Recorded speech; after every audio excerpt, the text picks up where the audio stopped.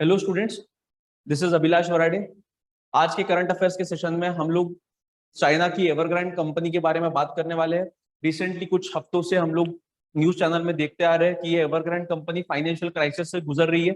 So basically आज के current affair के टॉपिक्स में हम लोग ये देखने वाले हैं कि ये एवरग्रांड कंपनी क्या है, ये कौन से ऐसे फाइनेंशियल सिचुएशन से जा रही है। और बहुत बार ऐसे भी डिस्कशंस हमको सुनने को मिल रहा है कि China is going through some economic turmoil.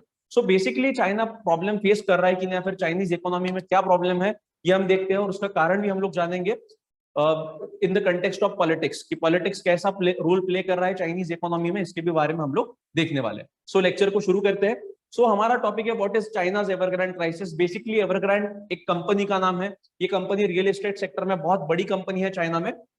सो ये चाइना का रियल एस्टेट कंपनी है, इसके ही बारे में आज हम लोग देखने वाले हैं। रिसेंटली इसने जो लोन लिया था मार्केट से, बेसिकली ये न्यूज में रहने का कारण एकमात्र है कि लोन जो इन्होंने लिया था वो लोन रीपे करने में ये लोग नाकाम रहे। और आने वाले समय में अगर ऐसा ही चलता रहा तो शायद से बहुत बड़ा क्राइसिस उभर के आ सकता है और इसका इम्पैक्ट ना कि सिर्फ चाइना पे बट पूरे इंडिया और पूरे वर्ल्ड पे भी इसका इम्पैक्ट दिखाई दे सकता है। So let's get start with the session.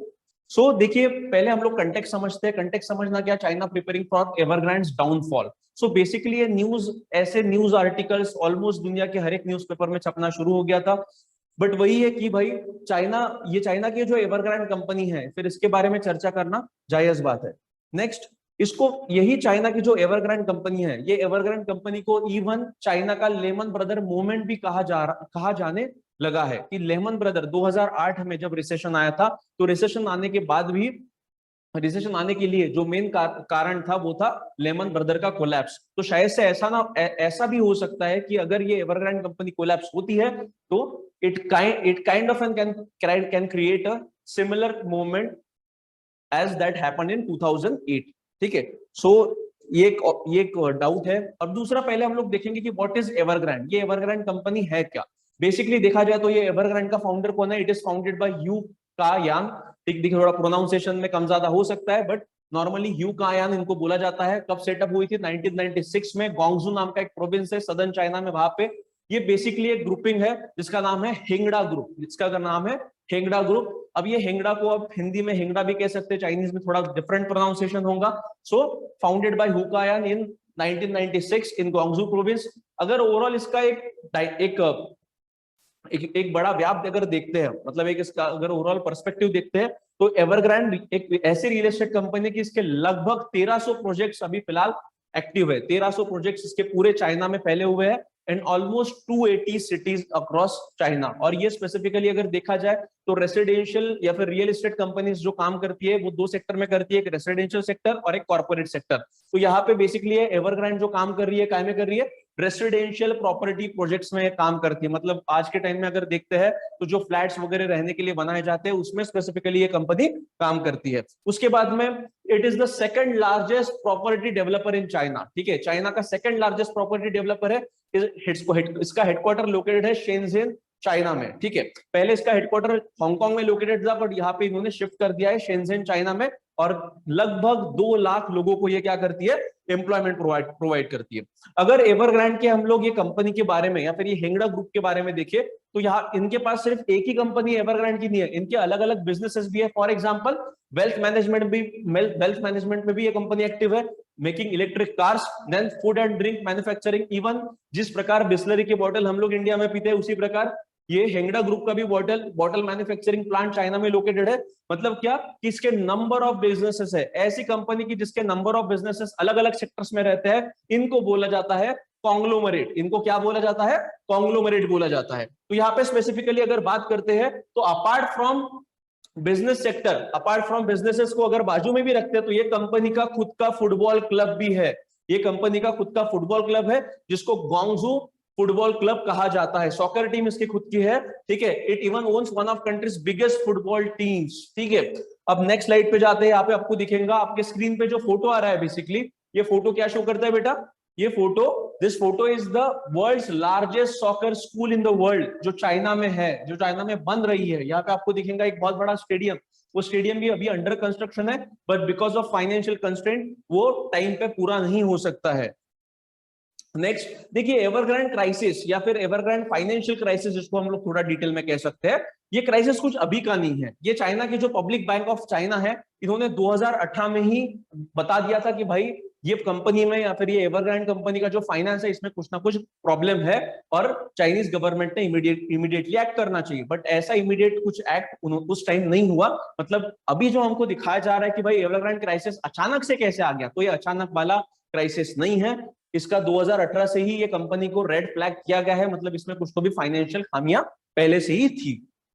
इसके बाद आते हैं अब व्हाट इज देन एवरग्रांड क्राइसिस। ठीक है, अभी हमने देखा कि एवरग्रांड कंपनी क्या है, तो अभी हम लोग देखने वाले हैं कि एवरग्रांड क्राइसिस बेसिकली क्या है। तो उसमें हम लोग अगर देखते हैं तो एवरग्रांड का अभी जो बेसिकली क्राइसिस चल रहा है वो बिकॉज ऑफ इट्स डेब्ट, बिकॉज ऑफ जो भी उसने लोन लिया है वो लोन रीपे करने, उसका इंटरेस्ट तो ये इंटरेस्ट भी ये लोग रीपे नहीं कर पा रहे, और जो प्रिंसिपल अमाउंट लिया है वो भी इनको रिपे करने में दिक्कत आ रही है। तो यहाँ पे अगर देखते हैं तो Evergrande borrowed to finance all of its projects and its डेब्ट बलून।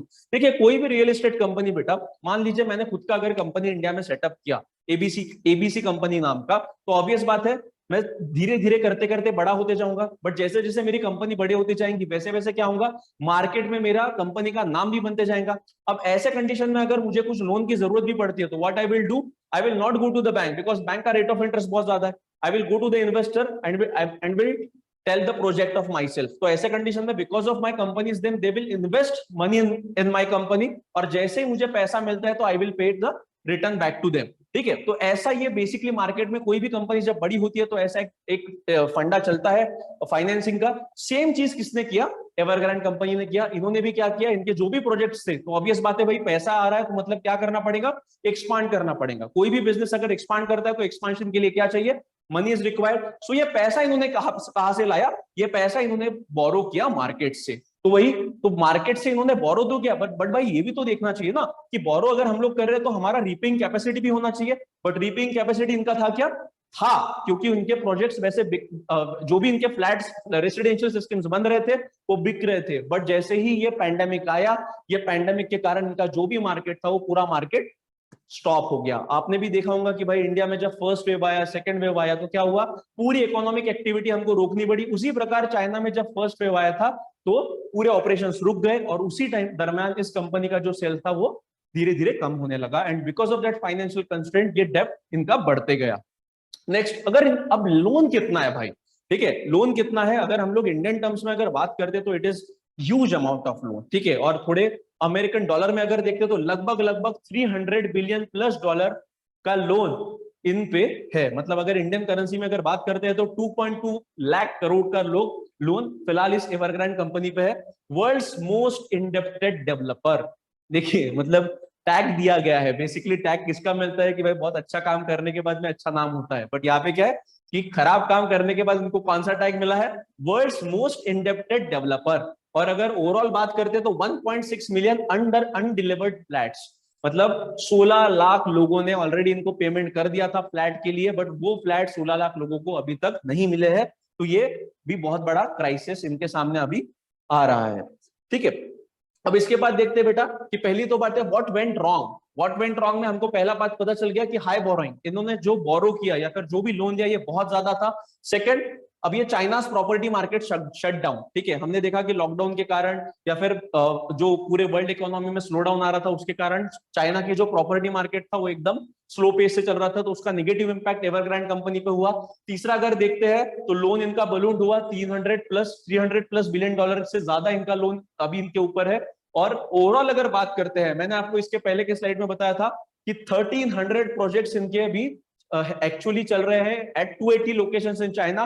वो 1300 प्रोजेक्ट में से 800 project are unfinished projects, 800 project अभी तक फिनिश नहीं हो चुके हैं। और इन्होंने लास्ट स्लाइड में हमने देखा था कितने लोगों से ऑलरेडी पैसा लेके रखा है, 16 लाख फ्लैट जो खरीदार लोग हैं उनसे ऑलरेडी पैसा ले चुके हैं, बट अभी तक उनको डिलीवर नहीं किया गया है। इसके बाद आते हैं बेटा कि ओवरऑल अगर ये कंपनी का मार्केट कैपिटलाइजेशन की अगर बात करते हैं, मतलब जिसको हम लोग मार्केट वैल्यूएशन की अगर बात करते हैं, तो लगभग किसका कितना वैल्यूएशन है इसका कंपनी का, 50 billion dollar. 50 billion dollar company का, इस कंपनी का वैल्यूएशन था पहले, बट अभी कितना है, 4.9 बिलियन डॉलर इन 2 years। मतलब 2 साल में 50 बिलियन डॉलर से 50 बिलियन, $4.9 बिलियन तक ये कंपनी का मार्केट वैल्यूएशन क्या हुआ है, कम हुआ है, because of the these external effects और कुछ उनका फाइनेंशियल में जो प्रॉब्लम था उसके कारण। तो आप सोच सकते हो बेटा, ऑलमोस्ट इस कंपनी के 90% ऑफ इट्स वैल्यू इसने क्या कर दिए, लॉस्ट कर दिए। इसका जो शेयर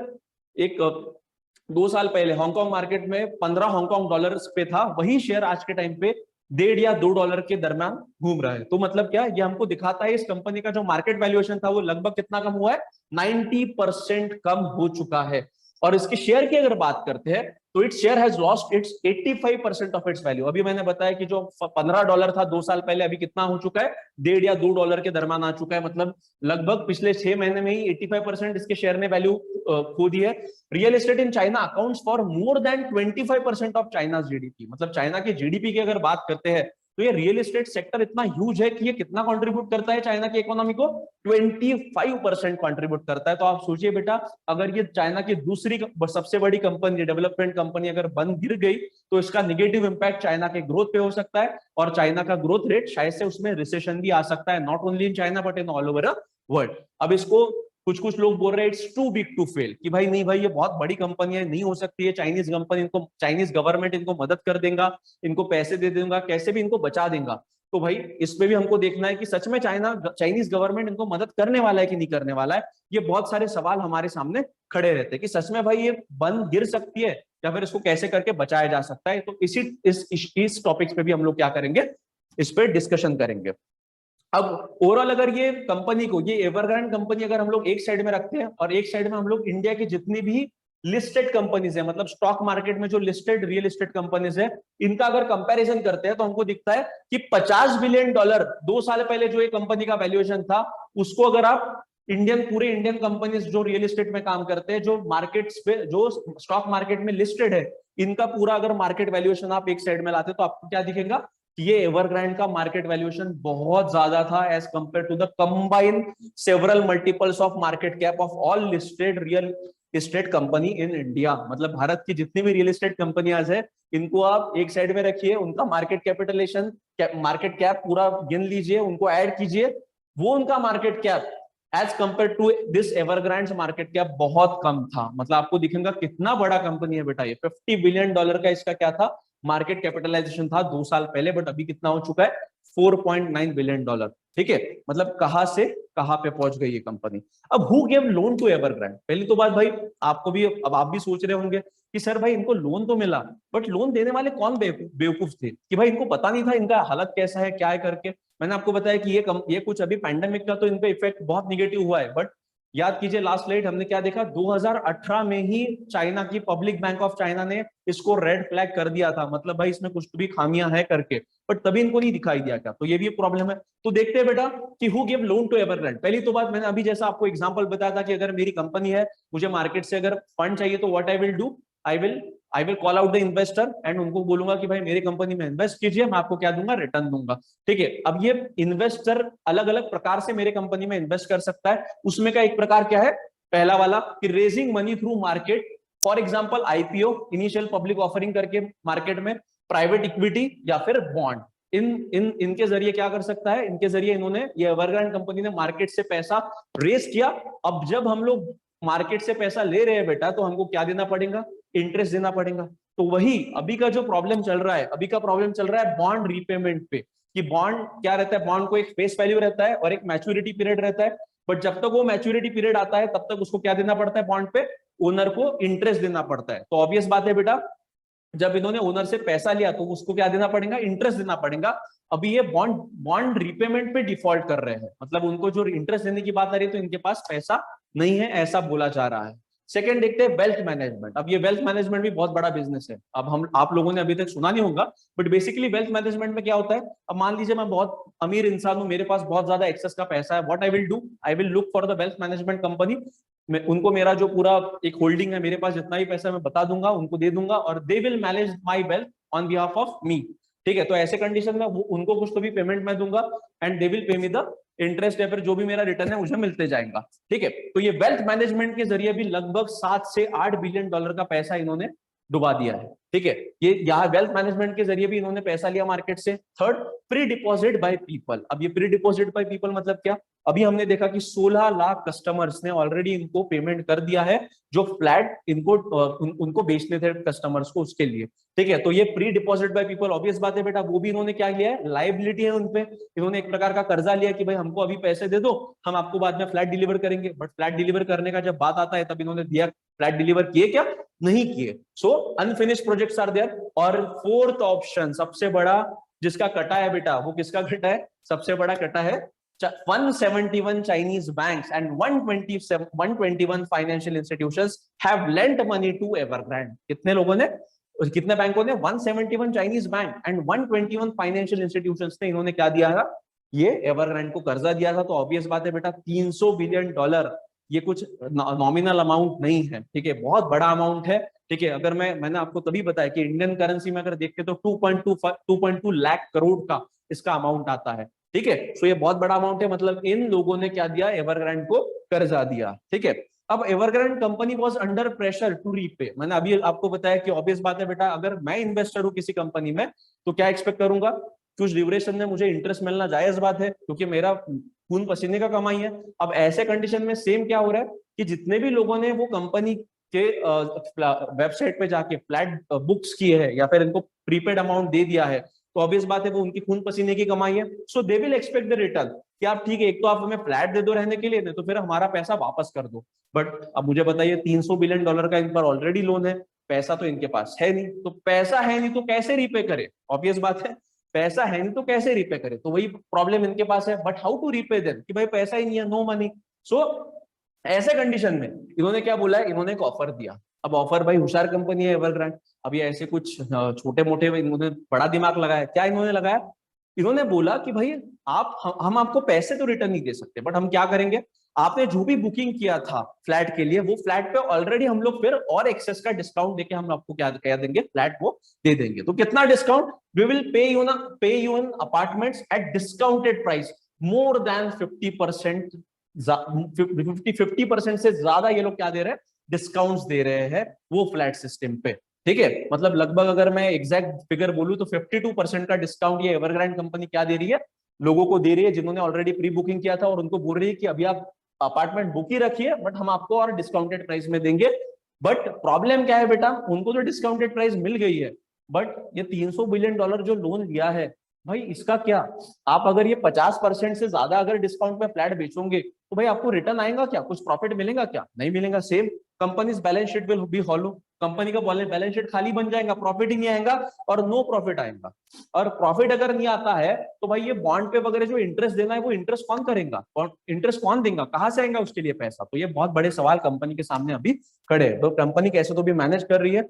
अब उसके बाद आते हैं भाई, हमने क्या देखा कि ये बैंक और फाइनेंशियल इंस्टीट्यूशंस, ये सबसे ज्यादा इन लोगों ने पैसा दिया है इस एवरग्रांड कंपनी को। बैंक की अगर बात करें तो 171 बैंक्स, चाइना में जितने भी बैंक है उसमें से 171 बैंक्स ने इन्होंने क्या दिया, लोन दिया, और 121 फाइनेंशियल इंस्टीट्यूशंस। तो ऑब्वियस बात है बेटा, अगर ये कंपनी वो बैंक्स को उनका पैसा वापस नहीं देंगी तो क्या होगा, बैंक डूब जाएंगे। हमने इंडिया में देखा ना, इंडिया में IL&FS नाम की एक बैंक थी, वो क्या हुआ फाइनेंशियल इंस्टीट्यूशन का, भाई उसके पैसे लोग लेके भाग गए, बैंक बंद पड़ गए। मतलब क्या है कि अगर जो बोरोअर है, जो अगर मान लीजिए मैंने अगर कर्जा लिया है, बहुत 10,000 करोड़ का अगर कर्जा लिया है और किसी एक बैंक से, अब वो बैंक ने मुझे 10,000 का कर्जा तो दे दिया, बट अगर मैं बैंक को उनका पैसा वापस ही नहीं करूंगा तो क्या होगा बेटा, मैं तो भाग गया, बैंक का 10,000 करोड़ भी डूब गया। अल्टीमेटली अगर बैंक का फाइनेंस उतना स्ट्रांग नहीं रहेगा तो बैंक डूब जाएगा। सेम चीज किसके साथ हो सकता है, ये एवरग्रांड कंपनी के साथ हो सकता है। जिन जिन बैंकों ने, जिन जिन फाइनेंशियल इंस्टीट्यूशंस ने इनको पैसा दिया है, अगर ये रिपे नहीं करते तो वो सारे क्या हो सकते हैं,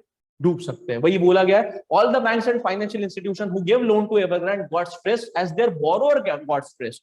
अगर एवरग्रांड जिसके ऊपर $300 बिलियन का कर्जा है बेटा, अगर वही स्ट्रेस में आ गया है तो कौन स्ट्रेस में आ जाएगा, बैंक्स और फाइनेंशियल इंस्टीट्यूशन स्ट्रेस में आ जाएंगी। उसी का रिफ्लेक्ट क्या होगा कि when the bigger borrower like Evergrande collapse, it will take down those bank as well as financial institutions with them too। मतलब अगर इतनी बड़ी कंपनी अगर कोलैप्स हो रही है बेटा, तो ऑब्वियस बात है जो बैंक्स, जो फाइनेंशियल इंस्टीट्यूशंस ने इनको कर्जा दिया है वो भी क्या हो जाएंगे, वो भी डूब जाएंगे। Their money will not come back, और अल्टीमेटली हम तो डूबेंगे सनम, तुम्हें भी लेके डूबेंगे। मतलब क्या, एवरग्रांड कंपनी तो डूबने ही वाली है, वो डूबने ही जा रही है, बट वो किसको लेके डूबेंगी? जिन्होंने उसको मदद किया उनको ही लेके वो डूबने वाली है। सो नेक्स्ट टॉपिक पे आते हैं। अब what is a way forward? ठीक है भाई, हमने देखा कि भाई ये व्हाट इज एवरग्रांड हमने पहले देखा, उसके बाद हमने देखा कि एवरग्रांड क्राइसिस बेसिकली क्या है, क्यों क्राइसिस आया वो भी हमने देखा। अब इसको बचा कैसे जा सकता है? मतलब मैंने अभी आपको इनिशियली बताया कि इसके कारण अगर ये कंपनी कोलैप्स हो जाती है तो इसका नेगेटिव इंपैक्ट चाइनीज इकोनॉमी पे तो होगा ही, बट इंडिया और वर्ल्ड इकोनॉमी पे भी हो सकता है। तो इसके वे फॉरवर्ड क्या है? अगर कल जाके कोलैप्स होती भी है, बट क्या ऑप्शन है कि भाई इसको कैसे बचाया जा सकता है? तो पहला देखिए, 3 पॉसिबिलिटीज यहाँ पे आती है। पहली पॉसिबिलिटी जो है that is messy meltdown. Messy meltdown मतलब क्या कि चाइनीज गवर्नमेंट भी उसकी तरफ ध्यान ना दे, कोई भी ध्यान ना दे, तो क्या होगा अल्टीमेटली? भाई ये कंपनी जैसी है कैसे तो भी ये लड़खड़ा लेंगी और कुछ समय बाद ये अपने आप कोलैप्स हो जाएंगी। बट भाई अचानक से अगर कोलैप्स होती है तो इसके नेगेटिव इंपैक्ट चाइना पे तो बहुत जबरदस्त होंगे, इंडिया पे भी होंगे और पूरे वर्ल्ड इकोनॉमी पे भी होंगे। तो चाइना कभी ऐसा नहीं चाहेगा कि भाई अचानक से इतना इतना बड़ा झटका लगे करके। So massive meltdown in nobody's interest will going to affect China, India as well as world. भाई इंडिया के लोग बहुत खुश मत होइएगा, ठीक है? हमको लगेगा कि इसका इंपैक्ट कुछ इंडिया पे नहीं होगा करके, बट इंडिया पे भी इसका इंपैक्ट हो सकता है। कैसे हो सकता है हम लोग आगे आने वाली स्लाइड्स में देखेंगे। सेकंड जो पॉसिबिलिटी है दैट इज मैनेज्ड कोलैप्स। अब ये मैनेज्ड कोलैप्स ये बहुत अच्छा तरीका है। मैनेज्ड कोलैप्स मतलब क्या? सबको पता है कि भाई कैसे भी करके आज ना कल ये बैंक क्या होने वाली है, आज ना कल ये कंपनी क्या होने वाली है, डूबने वाली है। बट इसको धीरे धीरे करते करते क्या करते हैं हम लोग? डुबाते हैं। मतलब अचानक से डुबाएंगे तो भाई बहुत बड़ा झटका लगेगा, बट अचानक से डुबाने की जगह हम लोग क्या करेंगे? ग्रेजुअल ग्रेजुअल इसको डुबा देंगे और तब ऐसा मतलब बाकी किसी को उसका फील भी नहीं होगा। सो मैनेज कोलैप्स मतलब क्या? Gradual recovery by board appointed by Chinese government. Basically अगर देखा जाए तो यहाँ पे मैंने एक ट्वीट डाला है उदय कोटक का। अब ये उदय कोटक क्या थे? उदय कोटक इंडिया, मैंने अभी मैंने आपको जो बताया था, इंडिया की एक कंपनी थी फाइनेंस कंपनी IL&FS नाम की, इसका भी ऐसे ही डिफॉल्ट हो गया था, मतलब ये भी बैंकरप्ट हो गई थी। तो ऐसे कंडीशन में भाई ये कंपनी का पैसे कैसे रिकवर किया? तो इंडियन गवर्नमेंट ने एक बोर्ड सेटअप किया, वो बोर्ड के अध्यक्ष ये उदय कोटक थे और इन्होंने लगभग 61% रिकवरी किया था। The government appointed board estimate 61% recovery at IL&FS। 61% recovery इन्होंने अमाउंट रिकवर्ड कर दिया था। तो इनका कहना वही है कि ये एवरग्रांड का भी क्या कर सकते हैं, चाइनीज गवर्नमेंट एक बोर्ड सेटअप कर सकती है और $300 बिलियन तो भी नहीं, बट एटलीस्ट भाई 100 से $150 बिलियन तो भी रिकवर किया जा सकता है, उनके जो भी प्रॉपर्टीज होंगे उसको सेल आउट करके वगैरह, all this kind of thing. So ये मैनेज कोलैप्स ये बहुत अच्छा ऑप्शन अभी फिलहाल चाइनीज गवर्नमेंट के सामने है। तीसरा पॉसिबिलिटीज जो आता है that is bail out package. ठीक है, तीसरा पॉसिबिलिटी क्या है? Bail out package by Chinese government. But Chinese government ने अभी तो फिलहाल बोला है कि हम लोग बेल आउट वगैरह कुछ नहीं करेंगे, ठीक है? अगर ये टिकती है तो खुद के बलबूते पे टिकेंगी, नहीं तो फिर मैनेज कोलैप्स का वगैरह कुछ तो भी ऑप्शन हम लोग देख लेंगे। बट अभी तक बेल आउट पैकेज पे चाइनीज गवर्नमेंट ने ना हाँ बोला है ना बोला है, ठीक है? बट मोस्ट प्रोबेबली वो लोग नहीं करेंगे, उसका रीजन भी हम लोग देखेंगे। सो ओवरऑल अगर देखा जाए तो बेटा अब चाइनीज गवर्नमेंट के लिए एक प्रकार का खतरा ही है। क्यों खतरा है? देखिए सिंपल सी बात है, यहाँ पे लोगों का मैंने एक पिक्चर लगाया है। लगभग कितने लोगों ने यहाँ पे फ्लैट बुक किया है बेटा? 16 लाख लोगों ने फ्लैट बुकिंग कर दिया है, ठीक है? अब ये 16 लाख लोगों ने फ्लैट बुकिंग किया, मतलब apartments not delivered to them, ठीक है? बुकिंग तो कर लिया बट अपार्टमेंट मिले क्या? नहीं मिले। टाइम लिमिट भी क्रॉस हो चुका है। सो ऐसे कंडीशन में क्या होगा बेटा? It will send a massive downstream effect, ठीक है? 16 लाख लोग हैं, दे विल गेट डिस्ट्रेस कि भाई हमारा इतना पैसा ऑलरेडी फंस के है तो हम लोग खर्चा क्या करें, ठीक है? कहां से पैसा लाए? इवन देखिए लॉकडाउन, जिस प्रकार लॉकडाउन के कारण निगेटिव इंपैक्ट इंडियन इकोनॉमी पे हुआ है, उस सेम प्रकार का इंपैक्ट कहां पे हुआ है? चाइना में भी हुआ है, ठीक है? तो ऐसे कंडीशन में जो कॉमन पीपल है उनमें एक नेगेटिव इमेज जा सकता है, stressed kind of an image जा सकता है। चाइना's public bank of China has pumped in $14 billion in market. मतलब मार्केट में डिमांड हाई रखने के लिए चाइना की जो पब्लिक बैंक ऑफ चाइना है उसने कितना पैसा पंप किया, कितना पैसा मार्केट में डाला है? $14 बिलियन का पैसा मार्केट में डाला है to increase the money supply in the market. Market में मनी सप्लाई जैसे बढ़ेगा बेटा वैसे डिमांड बढ़ेंगी, और डिमांड बढ़ना इकोनॉमी के लिए आवश्यक है आज के टाइम में। तो ये चाइनीज गवर्नमेंट जानती है, इवन चाइना की पब्लिक बैंक ऑफ चाइना भी जानती है, ठीक है? सो यही इस पे क्या हो सकता है, यही इस पे चाइनीज गवर्नमेंट कुछ एक्शन ले सकती है कि नहीं भाई डिमांड बढ़नी चाहिए मार्केट में। अगर यहाँ पे 16 लाख लोगों के ऐसे ही पैसे अगर फंस रहे हैं तो ऑब्वियस बात है जितने जितने इन्वेस्टर्स है उनके भी पैसे फंस के, अगर भाई पैसे ही अगर फंस के तो मार्केट में पैसा खर्चा कैसा करें? सो ऑब्वियस बात है चाइनीज गवर्नमेंट को कुछ ना कुछ एक्शन लेना पड़ेगा। ठीक है। अब इसके बाद में ये जो स्क्रीन इमेज आपको स्क्रीन पे दिख रही है, that is global financial markets are interconnected. Global financial markets are interconnected. जिस प्रकार क्या होता है बेटा, आपने 2004 में जब सुनामी आई थी तो आपने देखा होगा कि सुनामी का शुरुआत कहां से हुआ था, जापान इंडोनेशिया से, बट उसका इंपैक्ट कहां तक हुआ था, इंडिया, फिर कुछ तो हद तक अफ्रीका की कोस्ट पे भी उसका इंपैक्ट हुआ था। मतलब क्या है कि जिस प्रकार अर्थक्वेक एक वर्ल्ड के कॉर्नर में होता है और उसका इंपैक्ट दुनिया के दूसरे कॉर्नर में होता है, उसी प्रकार ये फाइनेंशियल मार्केट भी क्या है, इंटरकनेक्टेड है। अगर इंपैक्ट भले ही चाइना में हो रहा है बट उसका नेगेटिव इंपैक्ट अमेरिका तक भी हो सकता है। ठीक है, सो ये इमेज वो शो करती है, it's like an earthquake movement. अब इसके बाद आते हैं why India and world should be worried. ठीक है, इंडिया और वर्ल्ड इनको चिंता करने की क्या आवश्यकता है। अब ये स्क्रीन पे जो इमेज है, क्या बोल रहा है बेटा, तेरे बाप का क्या जाता है, ठीक है, या फिर हमारे बाप का क्या जाता है। मैंने अभी आपको बताया कि भाई हमारे बाप का, इंडिया का जाता है, वर्ल्ड का भी जाता है, बिकॉज इसका निगेटिव इंपैक्ट सिर्फ इंडिया फिर सिर्फ चाइना तक मर्यादित न रहते हुए इसका इंपैक्ट इंडिया और बाकी दुनिया की जो वर्ल्ड इकोनॉमी की बड़ी बड़ी कंट्रीज है उन पे भी हो सकता है। तो कैसे हो सकता है वो देखेंगे। अब उसके पहले थोड़ा एक देख लेते हैं कि इंडिया में क्या हुआ था पहले लॉकडाउन के बाद, जब थोड़ा गलवान वैली क्लैशेस वगैरह हुए थे तो हमारे लोगों में देशभक्ति की बहुत भावना उभर गई थी कि नहीं भाई चाइनीज प्रोडक्ट को बैन कर दो and all this kind of. कुछ लोगों ने तो बैन तक तो ठीक था, बट क्या किया उसके बाद, अपने खुद के घर के जो चाइनीज कंपनी के टीवीज थे वही बालकनी से फेंक दिए। ठीक है, तो ऐसे कुछ हरकतें अभी करने की जरूरत नहीं है बेटा, no need to do this now. ठीक है, तो क्या है, Chinese government is digging its own grave. Basically क्या हो रहा है, ये जो हमको दिख रहा है ये एवरग्रांड क्राइसिस में का, ये क्राइसिस कुछ छोटा क्राइसिस नहीं है, ये बहुत बड़े पिक्चर का, बहुत बड़े मूवी का एक थोड़ा एक पार्ट है। ठीक है, हम लोग भी उसका समझेंगे कि बेसिकली कितने बड़े मूवी का थोड़ा एक पार्ट है।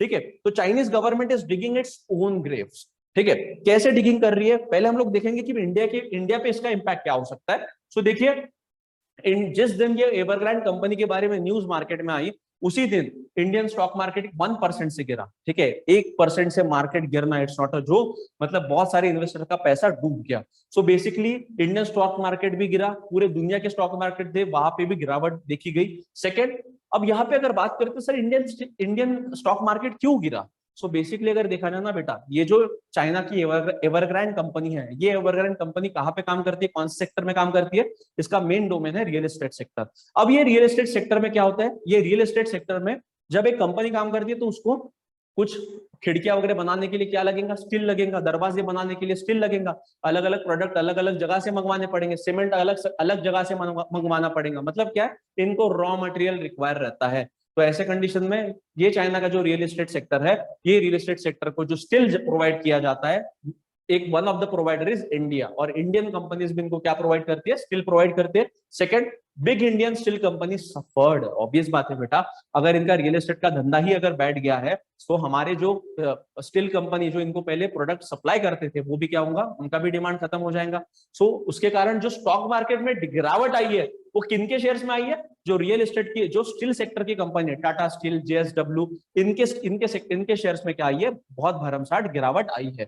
China is the biggest consumer of steel in the world. China दुनिया का सबसे बड़ा कंज्यूमर है स्टील का, और उसमें का उनको वन ऑफ द सप्लायर कौन है, इंडिया में उनको क्या करता है, सप्लाई करता है। और जैसे डिमांड क्रैश हुई बेटा, मतलब चाइना का ये एवरग्रांड कंपनी की न्यूज है, वैसे डिमांड क्रैश हो गई, और जैसे डिमांड क्रैश हुई वैसे प्राइस भी क्रैश हो गई इनके शेयर्स की। ठीक है, अब ग्लोबल डाउनटर्न इन स्टील मार्केट, ये सिर्फ इंडिया तक मर्यादित नहीं है, जो स्टील सप्लायर अलग अलग दुनिया से चाइना को स्टील सप्लाई करते थे उनमें भी क्या देखी गई है, गिरावट देखी गई है। मतलब क्या कि इंडियन मार्केट में तो गिरावट आई है, पर वर्ल्ड मार्केट में भी क्या आई है, गिरावट आई है। अब यहाँ पे आपके स्क्रीन पे जो आ रहा है, मैंने थोड़े जो वर्ल्ड के 500 इन्वेस्टर्स है, ठीक है, world richest 500 lost combined $135 billion, $135 billion एक दिन में गवाए हैं वर्ल्ड के टॉप 500 रिचेस्ट लोगों ने। उसमें के 3 थे, इलॉन मस्क टेस्ला के, सेकंड जेफ बेजोस अमेजॉन के फाउंडर, एंड हुई का याद एवरग्रांड का जो ओनर है वो।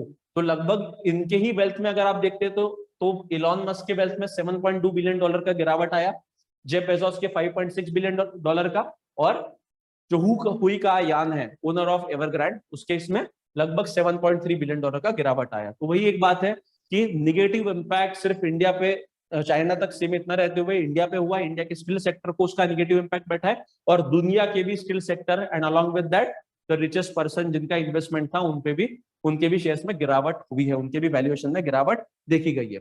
अब why did this happen suddenly, ठीक है, सो बेसिकली ये जो पार्ट है हम लोग नेक्स्ट वीडियो में देखने वाले हैं। जो भी आपके क्वेश्चंस रह सकते हैं वो आप कमेंट सेक्शन में लिख सकते हैं। Thank you very much guys.